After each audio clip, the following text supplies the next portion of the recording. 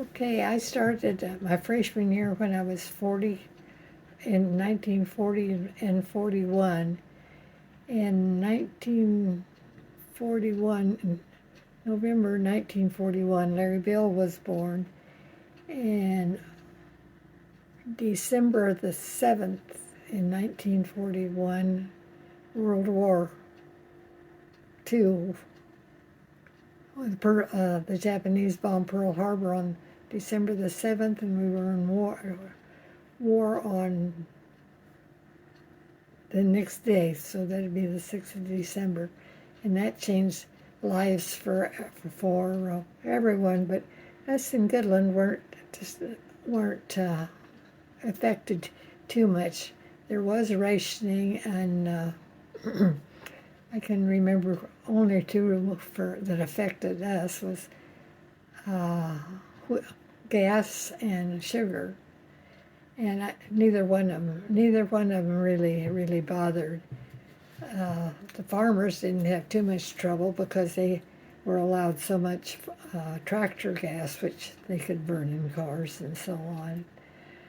Uh, the year that Wilma Jean and I were roomed together, and I'll tell you more about our rooms later, uh, they did have air raid warnings, and the lights would have to be out completely, and by heavy blinds, and they were patrolled, and I don't know how, whether it was the sheriff or who, but they'd walk all over town, and there better not be any lights shown, or I'm sure they would have got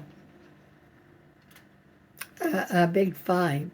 Well, for us kids, 15 years old, it was kind of a fun time because you'd sit there in the dark that long. You couldn't have any lights, and they'd last about a half an hour, and then the siren would blow that you could hear all over town, and they'd turn the lights back on. Okay, and that was about all that was really affected. Well, Dad's commissioner job ended in 40, and in 41 he was appointed to the draft board, and I don't know which hated that job worse, him or me. I never tell him how it affected me, but several of the boys would say to me, well, is your dad going to send me to war, or when's your dad going to send me to war? And it kind of bothered me, but there was one fellow that I didn't like at all. And one time there was a bunch of us. I don't know where we were, whether it was down in that cafe or where, but anyway, he made the remark. He said, date the draft board's daughter and you won't have to go to war.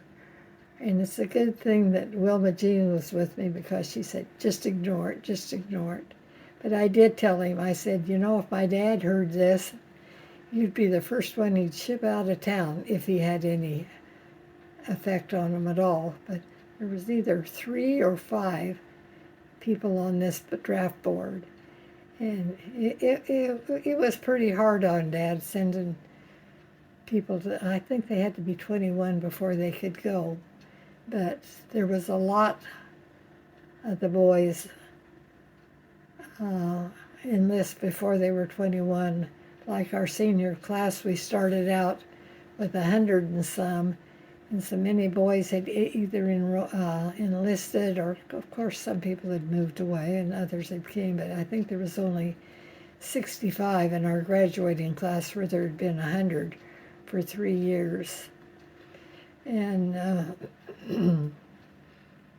like I say, Dad was on this draft board till it was over, and he really was hard aiming, and it affected a lot of people. Some of the neighbors,